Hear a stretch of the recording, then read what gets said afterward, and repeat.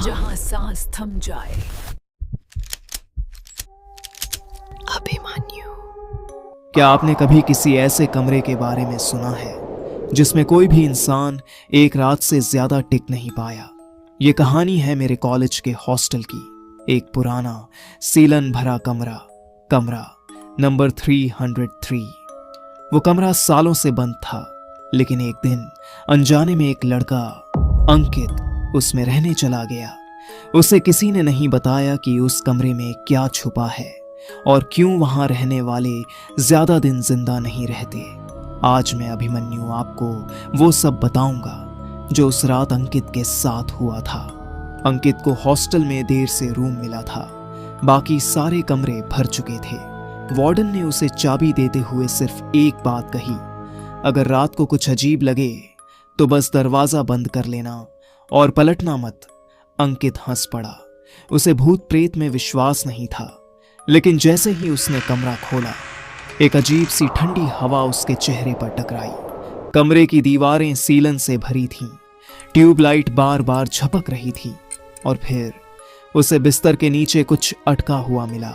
एक पुरानी डायरी पर नाम लिखा था, रचना 1998। उसने पढ़ना शुरू किया। 16 अगस्त 1998। आज फिर शीशे के पीछे से आवाजें आईं। कोई कह रहा था, तू क्यों वापस आई?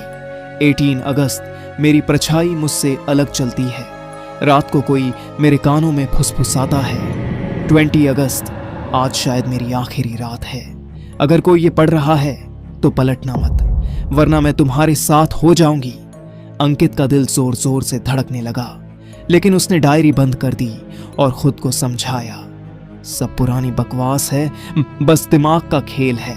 उसे नहीं पता था कि खेल शुरू हो चुका था। रात के ठीक 12 बजे शीशा अपने आप धुंधला हो गया। बिना किसी भाप के उस पर उंगली की छापें बनने लगीं। एक लड़की की धीमी सी आवाज आई, तू वापस क्यों आया? अंकित ने घबराकर शीशे की तरफ देखा। अंदर से एक हाथ जैसे उसे खींचने की कोशिश कर रहा था। कमरे का दरवाजा अपने आप बंद हो गया। लाइट्स बंद, सिर्फ अंधेरा और वो सिसकती आवाजें। फर्श पर पायल की आवाज और फिर वही नाम, रचना। अंकित की आवाज बंद हो चुकी थी। शरीर जैसे जम गया हो। वो कुछ बोल नहीं पा रहा था। सुबह वार्डन ने अंकित को ढूंढा, लेकिन कमरा अंदर से बंद था। दरवाजा तोड़ा गया, लेकिन अंदर कोई नहीं था। सिर्फ एक पुरानी डायरी और एक मोबाइल जो अब भी रिकॉर्डिंग कर रहा था। उस रिकॉर्डिंग में आखिरी आवाज थी, मैं लौट आई हूं। कुछ ही दिन बाद नया छात्र आया और उसे फिर वही कमरा मिला, 303।